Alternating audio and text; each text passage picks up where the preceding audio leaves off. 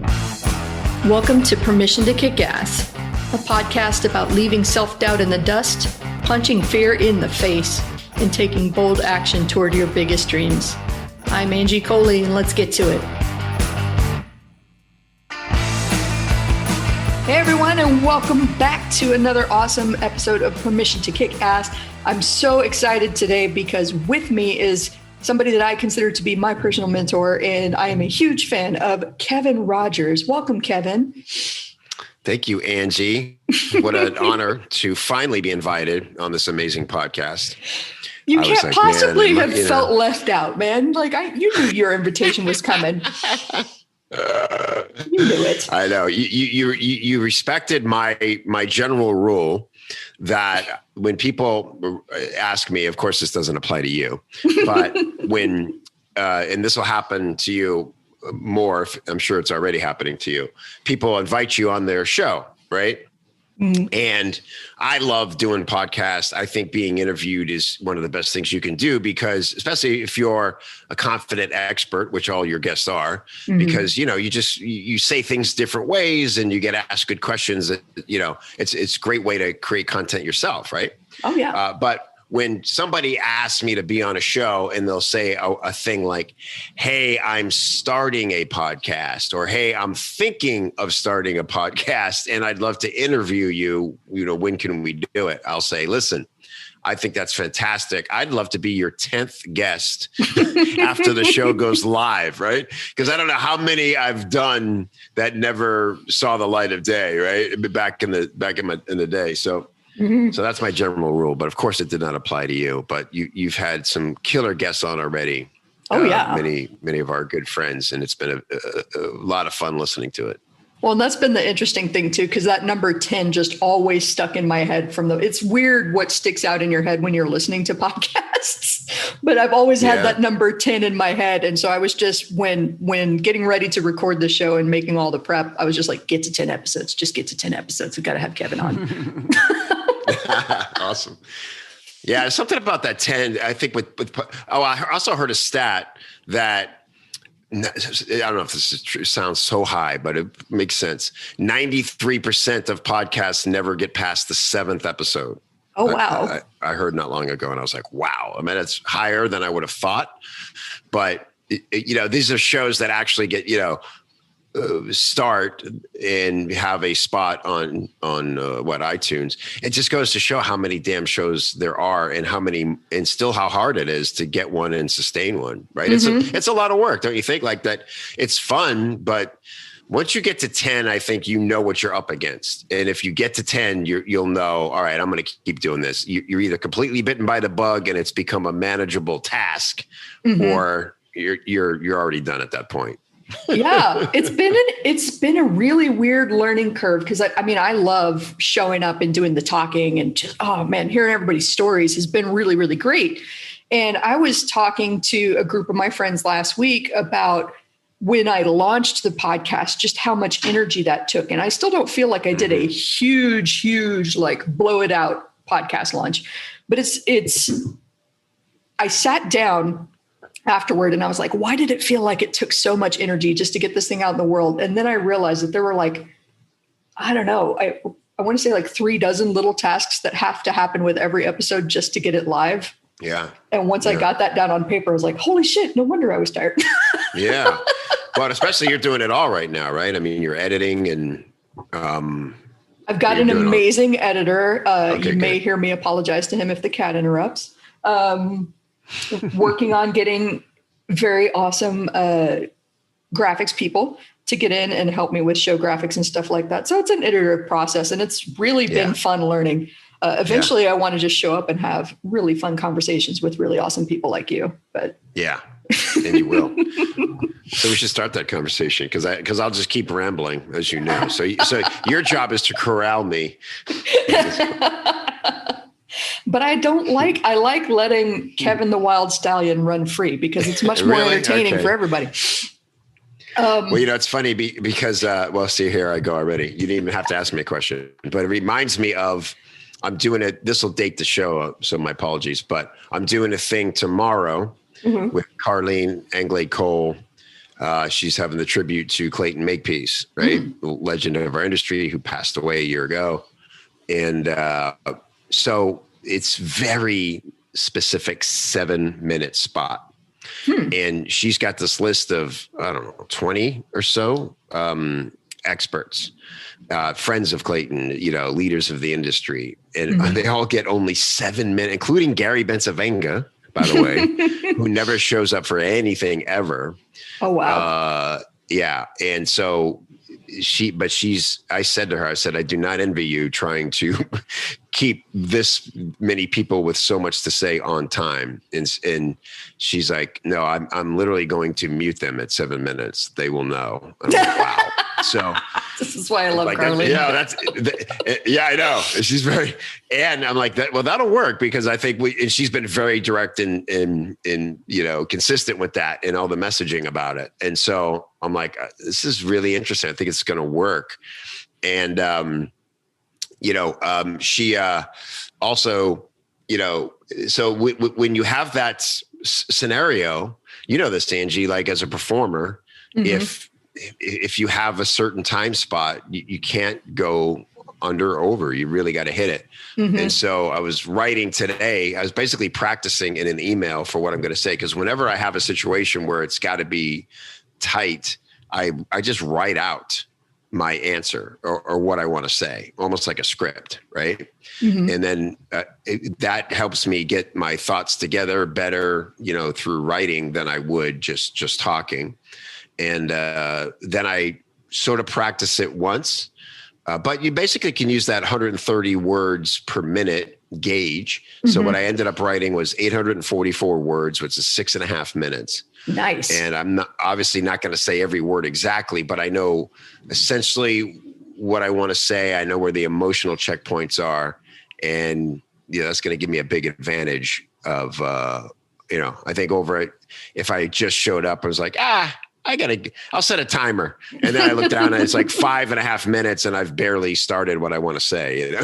Actually, I think that's a really great point because I think a lot of what scares people about public speaking or putting themselves out there, maybe having a Zoom interview like this, let alone having a time segment, is that whole, like, what will I say? And if you prepare for it in advance, like you're doing, where you write down the message, you practice it a couple of times, well, then getting on the phone or getting on video isn't quite as scary. So I thought that was a good thing that you brought up, like knowing in advance, okay, well, I got a tight 7 minutes. It's time to write this down, get my thoughts in order, practice it, and we're ready to go. 100%. And I kind of used that in the email and said, hey, I'm going to sort of practice with you here. And I said, like, here's a great tip, for if you're presenting something, is, and kind of gave that idea. I did that when I was on Entrepreneur on Fire, right? I literally, because the exact questions John's going to ask, I just wrote out all my answers. And what was interesting was it actually made me better live. It obviously didn't read my answers, but I actually abandoned one or two of the answers completely and just instinctively went in another direction. But I was so clear-headed about what I wanted to say to each of his questions that it created a certain special ability. I think people don't prepare in general enough for things in life, either that or I think we overthink and underprepare. How's that? Yeah. There's a tweet. And I think that totally makes sense because we just kind of pile on all the thoughts and then don't sit down to weed out the ones that don't really serve us. So I think that's totally accurate that we over prepare or we overthink and under prepare. Oh man. Yeah. And that's funny too, because I've had that come up a couple of times in the prep for the podcast. I've done a couple dozen episodes at this point. So I think we made it past the 7. I'm just over here doing a silent cheer that nobody can see. Little happy dance. We made it past 7. So, here's to a long and happy podcast. That's probably the number one question I get from all my guests. What questions are you going to ask me? I'm like, I don't know. We're going to wing it. Yeah. Come prepared to tell a story. And then we're just going to have a conversation and kind of let the listeners sit in on the conversation. And it's funny how many, there are so many great podcasts out there, like Entrepreneur on Fire, where that structure really works. And it leads to some really interesting knowledge nuggets. And then there are ones like this where like, I don't know if I could even remember all the questions. Even if I had the list right in front of me, I'd be like, nope, I heard you say something interesting. Let's follow that shiny thread. Agreed. Yeah, I think that's the key, right? Is kind of getting a hybrid of those things. What I love about having done so many episodes myself now is that I've identified the 5 types of episode that I sort of like ended up doing by default and gave a little more structure to them. And what's cool is like, I have one called the Wisdom Tree episode, which is the most like my original podcast, Truth About Marketing, where it was always really just a conversation where I was doing my best to suck all the knowledge I could out of my guest's head, like mostly selfishly, because these were like my heroes, right? And so that worked. But then I had the one specific question that we always knew we were building up to. What was the most surprising results you ever got from your marketing? And so Wisdom Trees like that. But then I also have now the Freelancer's Journey episode, which you and I need to do one. Ooh, yeah. And that one's a little more structured. I'll tell you why, because we're also going to we're going to release playbooks with those. Right. And so what I realized through working with my editor on those playbooks is like, it's hard to choose if it's just a wandering conversation. It's hard to turn it into a playbook a little bit. You can grab little nuggets, right? But the more I structure the conversations, as far as asking at least 3 or 4 of the same questions, we know that's what'll go in the playbook, right? And so when you're trying to deliver it a little bit more like a actionable thing, that's when you want to, I guess, get a little more structured. I think John did it. I don't know why he did it, but he was very defensive about it, John Lee Dumas, like, why defensive, do you think? I don't know. It was funny. I had him on, my show, and I didn't say to him, hey man, I got to ask you, you ever get bored asking the same question to everybody? But I think he's been asked that many times. Oh, I can imagine. So it made him defensive about it. And he just started like ranting. I swear I didn't ask him that. And he just started answering it anyway. And he's like, I think my show's the best show because I asked the same questions. And here's why. And he had this whole sort of passionate theory about it. And I was like, wow, there's a nerve there. I'm glad I didn't touch, but somehow touched it anyway. Kevin, you're not supposed to touch the things. Stop it. Yeah, get your fingers away from those nerves. But it really struck me that he was, but I also, he was convincing too. I was like, I could testify this. I don't know if it makes, it does make it a predictable listen. Like, what you're going to learn. You're not maybe going to get a ton of surprises, but his thing is the surprise, the color comes from what the guest shares. Right. And it's like any creative constraint.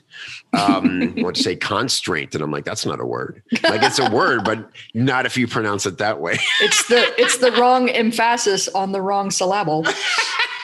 Exactly. But anyway. Yeah. So I think what we're maybe getting at here is, as creatives, as people who do a lot of thinking, a lot of coaching like we do, and want to help people a lot, sometimes having restraints on how much we can tell somebody is the best thing. Yeah. Creativity loves constraints, as far as I've seen. Like, it's paralyzing when the sky is the limit and there are so many options. And I think even it's interesting that this conversation has turned into kind of behind the scenes on podcasts, because when we were talking about what to talk about, we were kind of going in a different direction. That's what I love about this. I've had people come on the show before that have had a similar thing, like, what should I talk about? And I kind of give them loose categories, like, talk about something that you learned in your business, something that was a struggle or a challenge or a surprise as you were growing your business. And everybody has come up with their own take on a story, which I have found fascinating. Like, once I gave them kind of categories or guardrails, they instantly knew what they wanted to talk about, which has been a lot of fun because it's given a lot of diversity to the guests so far. Yeah, that's great. Yeah, I think a prompt is all the right people need to go off. And like you said, think of things in a way they probably haven't before. Yeah. That's the thing. I guess what I was trying to get at before, rather clunkily, was like when you're a guest on a show, it forces you to rethink some things you kind of already know. Yeah. And that often brings a fresh perspective to it. Yeah. And figure out how to talk about it in a way. Like there's all kinds of things that I didn't think about before I started. I mean, I thought I'm going to have a podcast. I'm going to talk to these really cool people. I'm going to learn some awesome things. I'm going to share all this with people. It's going to be rad. But then you realize as you start to get on and you record shows that like, okay, so Kevin and I, you and I have been working together for a long time. So we have a lot of context to things like, to go back to the beginning of the conversation, like Clayton Makepeace and Carleen Anglad-Cole. And these are people that are heroes in the copywriting industry. And I know that there's a lot of creative crossover in the people that are listening to this podcast. There's bakers, there's seamstresses, and people that love to sew, people that love to draw. So there's a lot of creative entrepreneurs here. And I didn't even think about that when I first started out because my natural inclination was to invite writers because I know a whole lot of writers. And so that was one thing that I learned pretty quickly in this podcasting process was to like give some context as to what I'm talking about when I'm talking about something that's writing specific. So I thought that was a pretty cool learning. And I mean, producing this podcast has taught me so much, but I remember incidentally that you were the very first podcast that I went on. Yeah. And I was just remember it well. Yeah. Oh yeah. Cause we had all of these technical difficulties and I was still at the day job as a corporate copywriter back then. So I literally like stole my boss's office and was trying you're like in a broom closet or something. I was trying to call in. The internet wasn't working. Then my headset wasn't working. And oh my gosh. It was great. Yeah. And I remember you were sort of super nervous, right? And of course you gave a great performance and great info as always. But I remember then we did the second one and you were a little more comfortable, but even what I probably presented to you, you had less resistance. And then you really showed up in stride. And then the floodgates opened and you were like, hey, you gave me like 10 ideas. All right, on the next one, we should do this and we could, it could transition into this. And I was like, whoa, this is great. And then we got on the third one and it was like, we'd been doing a show together for a year, it was just like, everything was there. And it is so cool to see that evolution because, it is that it makes me think of as stage time. Here we are again, both performers. You're a singer. I was a comic. And there's just some things that can only develop on a live mic. And I call it stage time. It's same with writing. Like, as much as I want to inspire people to practice their copywriting, I know that until you're writing something that's actually going to get in front of an audience, you find another gear, right? And so, finding ways to get stage time and watching people evolve because it's one of the scariest things it's the same with sales calls, right? Like the thing we've seen many freelancers avoid for too long. It's like, oh my God, I'm just dreading having to show up and sell myself. They think of it that way. And what if I say the wrong thing? And if we can convince them to it's just a conversation and you're vetting them as much as they're vetting you. And then they can kind of calm down. But man, your fifth, sixth, seventh, quote unquote sales call compared to your first and second are night and day. It's just, and you just got to do it. You just got to get on stage and do it. You really do. I'm so glad you brought up that performance aspect of it too, because by now a lot of people know that I'm a singer. What most people don't know is that I avoided singing for years and years and years. I knew I wanted to sing. I was terrified to get up on stage in front of people. Wow. I was just like, I had this super irrational fear of I'm going to forget the words. I'm going to blow a big note right when I'm aiming for it. Like I'm just going to make a fool of myself. And this is 2007. I remember it fairly well. I finally screwed up all the courage and was like, I'm going to audition for this blues band. They gave me a 4-song set, like in front of people, in front of a live audience. They brought in a bunch of singers to do just little mini sets in front of the audience. I got on stage. I'm all dressed up. They start the music to the first song of my 4-song set. And I completely drew a blank. Oh, man. completely drew the blank. And the funny thing is that the guitarist, he was also a singer. So that kind of pulled my ass out of the fire there. But he like gets on his mic and gives me a little bit of the side eye while he's playing, and he starts singing the words. Yeah. And like, this is what made the difference. I did this instinctively, but I learned so much from this. Instead of stepping back and letting him perform, I jumped in on a harmony with him and just kind of made it up as I went. And the funny thing is that song sounded great. We got a great reaction. The second song, I did the same damn thing. I forgot the words to the first two songs. Wow. Of my first set ever as a blues singer. And he did the same thing. He jumped in, I jumped in on harmony. And then for the third and fourth song, we finished strong. I made the bands. It was history. But like my worst fears came true. Yeah. My very first gig, and I survived. And that was like the best thing I could have learned, I think. Man, that is so great. And, you know, I bet, and they probably told you this, but the second reason they wanted you in the band was because you stepped up in that moment when everything was going wrong. You were like, all right, I'll figure this out. And you know, pulled through twice in a row. And it's funny you say this because I was watching a band last night. And man, I just love watching live music because there's so much going on. I love the communication between everything you're talking about is what I love about being in a room with live music. I love just observing the band. And the guitarist could not get his guitar to work in the first song, right? And so the sound guy / opening act was running up and down on this tiny stage, squeezing between these guys to get to the soundboard, right? Very disruptive. But I realized, but they're a veteran band. And I said to Michelle, I go, oh, you know what? And I know this from the little bit I've played in bands, is like, oh, they open with that song for this reason. Right. They know there's going to be screw ups and there's going to be sound tweaking and interruptions. It's almost like a throwaway. And the way I could tell because of the structure of the song, it allowed them to adjust and things, right? It wasn't a hard song. There wasn't like breaks and things that they needed to be in sync with. Right. Yeah. And so did the band say to you, like, Angie, not only are you a great singer, but the way you handled that, it makes us need you in this band? They said it was great. I don't remember the exact conversation. I remember just being over the moon, like, holy shit, I got it, even though I messed up. Like, what the hell is this? And kind of bewildered.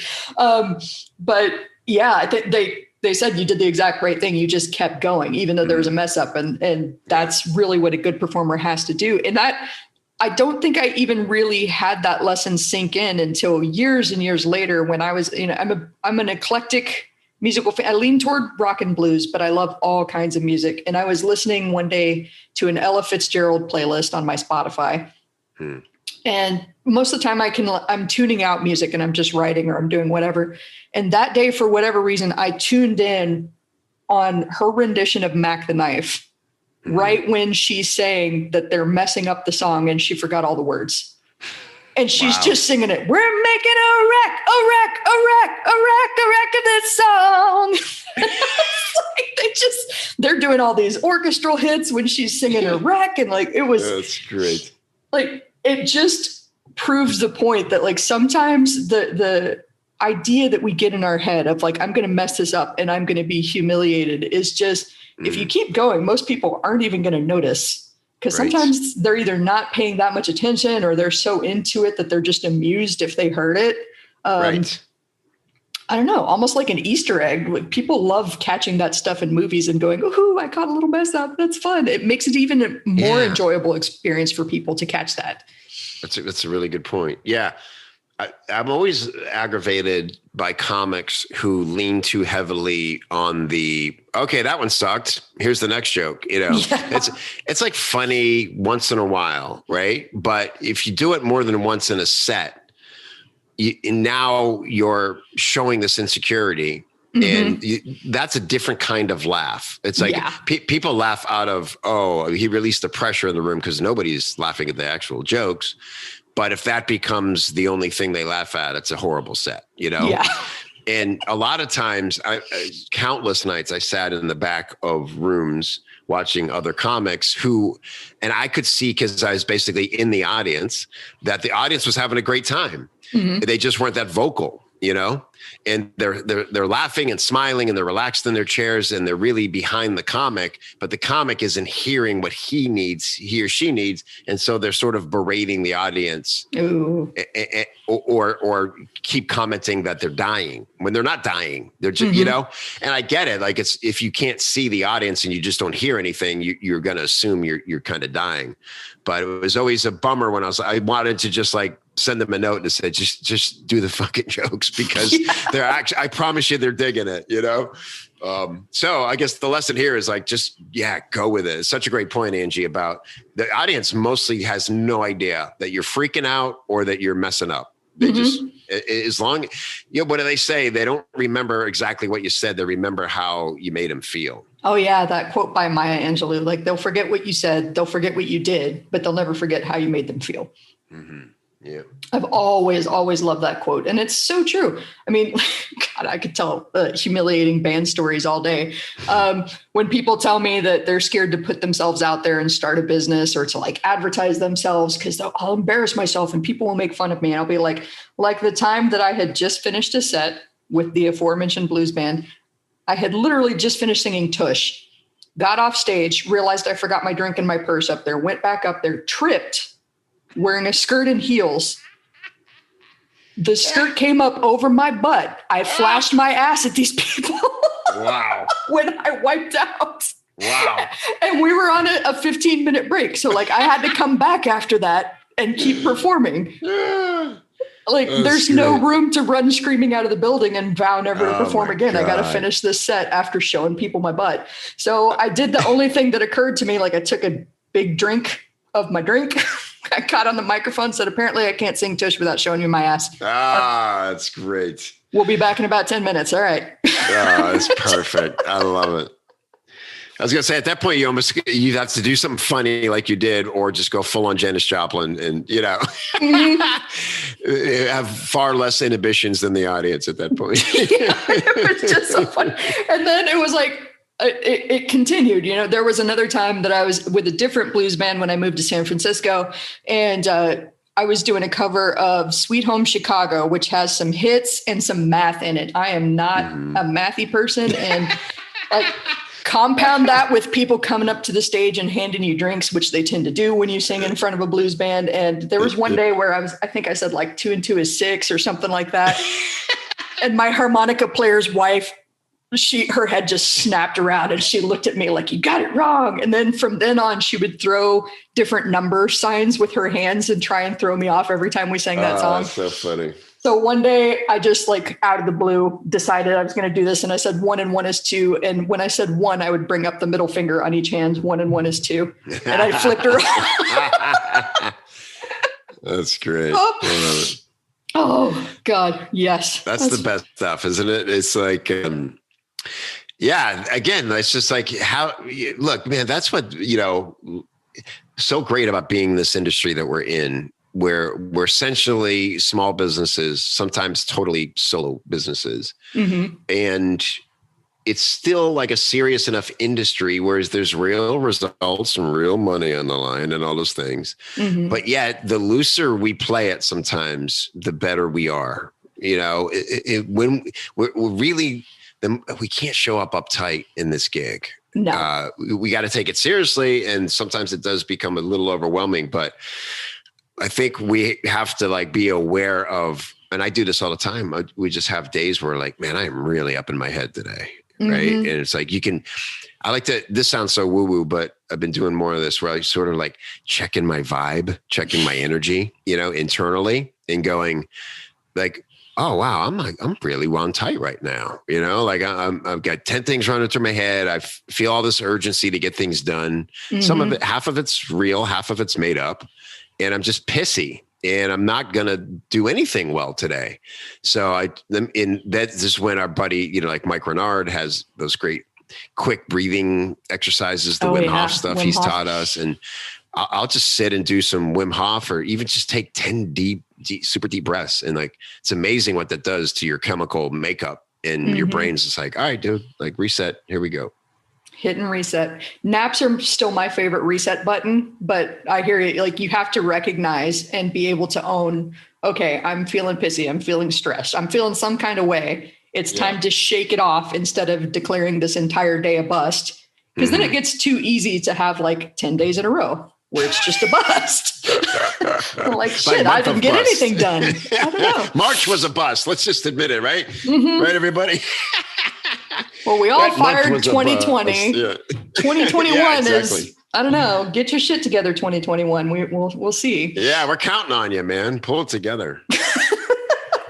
This year, I know it's right. We're all on the fence about 21. We're like, all right, just maybe. Like waiting to see. Here. Yeah. I'm glad you brought up kind of being yourself as a creative in the industry, because I think I learned a lot of that from you. When I first started, well, I wouldn't even say I was several years down the path as a copywriter at this point, and I had fallen in with the corporate folks. So I had a certain idea of what it meant to be quote unquote professional. And it was usually like buttoned down, I had all my tattoos covered. I had my hair done nicely and stuff like that. And I was resentful of it the entire way because I felt like more attention was paid to my appearance than to the work. And I hated that. Right. And then when I started coming into your community, which is Copy Chief, and interacting, I did take kind of a professional approach at first. But then what happened over time as I got more and more comfortable was I let the walls down a little bit.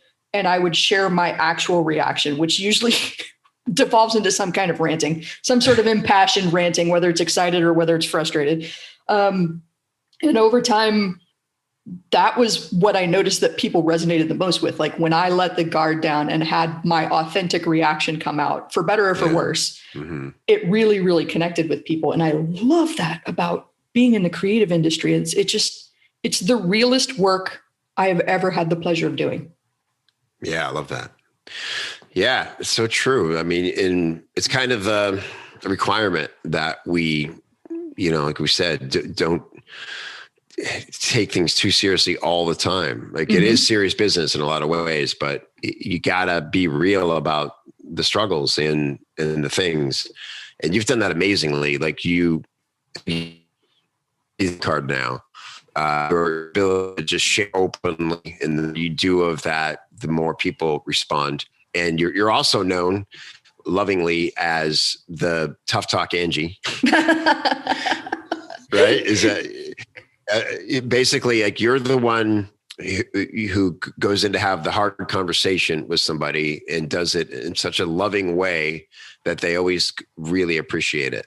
And, if someone's being combative in the community, say, or they feel slighted somehow, it doesn't happen often, right?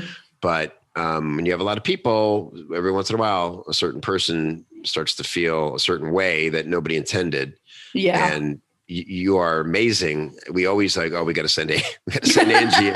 Because you have empathy overload, and you just really, really get what people want to hear. But you're also, because you've lived so many experiences and you wear that, people immediately know that they can trust you. You're being honest, and they can take it or leave it. But it's probably coming from a very real place.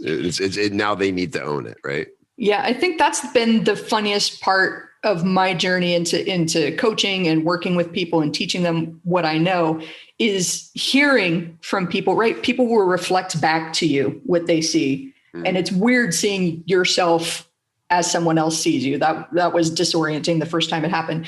But the general reflection that I get from people is they think that I'm some sort of fearless badass that just like goes out there and knows exactly what she's doing all the time. And so it's been, I think, a really good connection point when I share with them, like, oh no, I understand exactly how you're feeling. Trust me. Let me tell you a story about a time that I did the exact same thing. And I was in the exact same situation you're in right now. Here's how I got out of it, if that helps. And just start with a whole heap of understanding versus trying to fix people.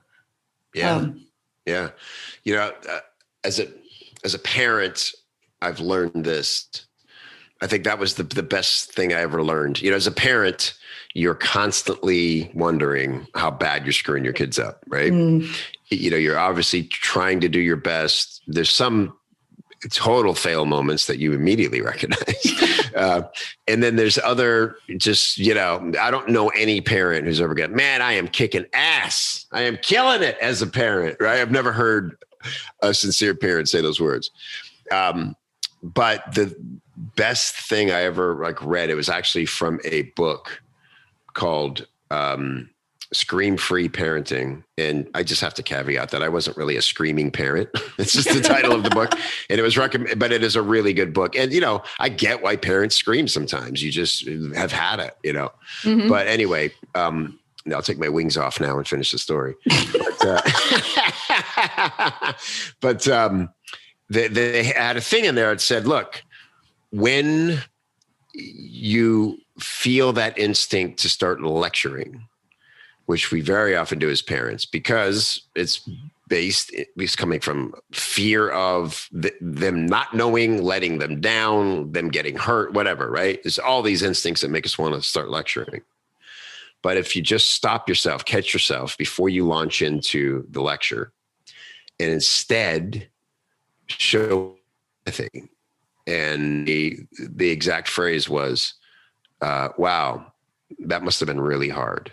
Mm-hmm. Or that must be pretty challenging for you. Right. And I love that in the book, they said that this was like a conversation between a counselor and a parent. And the parent said, if I say those words to my kid, she will roll eyes and laugh in my face. She will know I am being so contrived. She's like, do it anyway. Mm-hmm. And then she's like, I couldn't believe it. I did it. And all she did was start saying, yes, it is really hard. And then she started explaining to me all the reasons why.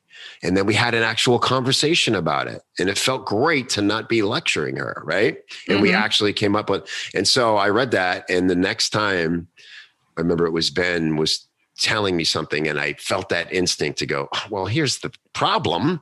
You got to do this instead. I just said, I said, wow, that must be really hard.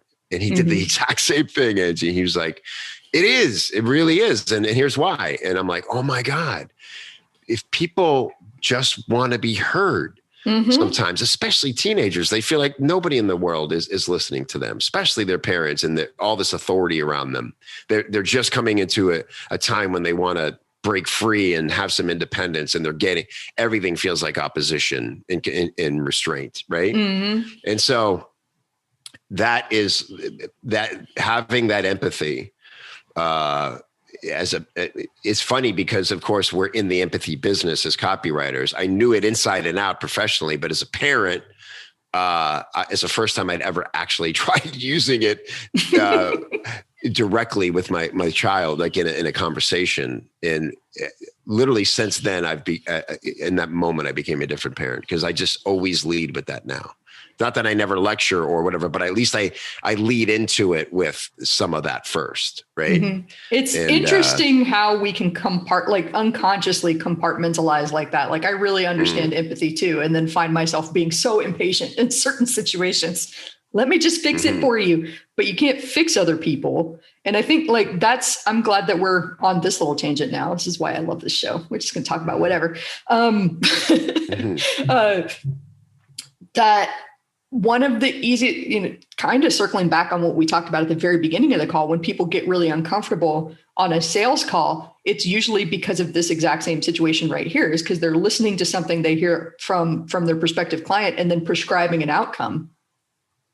And really to connect with the client, like the most natural sales I've ever had is like, oh, wow, that's really interesting. Tell me more about that. Ooh, that sounds really rough. I wonder if we can fix that. And just becoming their ally, the person that understands them, and they can already see themselves working with you when you lead with empathy versus leading with sales. That's so true. That's so critical what you just said, because and I get that it's hard to do because we build it up in our heads. Like I always equate it to this. It's like if you show up to a prospect call feeling like a quiz show contestant, right? Who has to get every answer right, or a buzzer's going to go off and you're going to lose money, then the show Who Wants to Be a Millionaire is super tense and fun to watch for that reason, because when they got to answer 14 questions to get $1 million or something, right? Mm-hmm. And if they miss one, they basically lose all their money. And so if we carry that energy into a what should be a conversation with a prospect, of course we're going to screw up and overthink it, and it's going to be stilted and weird, Mm-hmm. because it's not their job to be a game show host, and it's not your job to pass a quiz. Yeah. It's just two people having a conversation. And like you said, when you're just doing all the things that copywriters do naturally, like be curious, be inquisitive, not trying to engineer the conversation, just trying to have it. That's when you sort of come to the conclusion it's a good idea to work together or not. Absolutely. I love this. Oh, this is an amazing conversation. I could talk to you all day long, but what I'm going to do is I'm going to say we are going to do a follow-up for sure. Okay. And I'm so excited for part 2 already. Kevin, will you tell us a little bit more about where to find you? Yeah.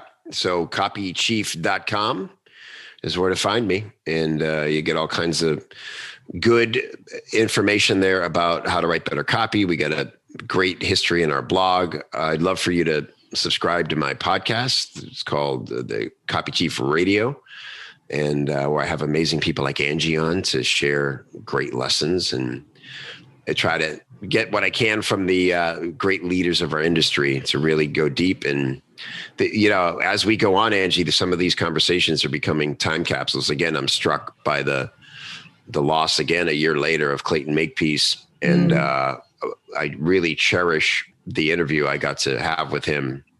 I was listening back to it yesterday, and it's like, man, I'm incredible the stuff he shared. And when we lose greats of an industry, you really are struck by, especially with musicians and copywriters, like they were the only person who could do exactly what they did. Tom Petty's the only guy who could write Tom Petty songs. Certain people, the way they play guitar, they're the only one who could do that lick that way. And so, but yet we're all humans and we're all walking around in these containers, and they're quite fragile in some ways. They don't do well against buses. So I'm glad that you said that, because that's a good reminder too, that, for anybody listening to this show saying, yeah, but, or I don't know if I could do that, or that works for you, Angie, that works for you, Kev, I don't know if I could.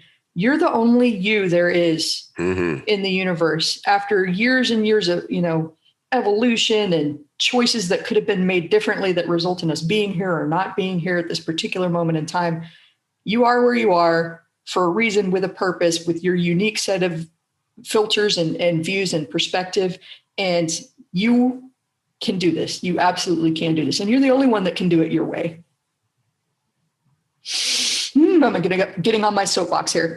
No, it's so true. And I love that. It's we refer to it as their unique DNA, copywriting DNA or creative DNA, because that once you get confident enough in how, particularly with copy, sort of how what the fundamentals are, right? And where you need those, you realize, here's full circle. Only I can color in those constraints the way I would. Yep. Right. Nobody else would. You could line up 100 people, give them the same coloring book page, and they're all going to look a little different. Yep. And that is what, at the end of the day, you will make your mark with, make your money with, is how you color in those lines. And so, just like Angie said, forget competition, forget other people, forget that there's been people smarter, better, genius before you.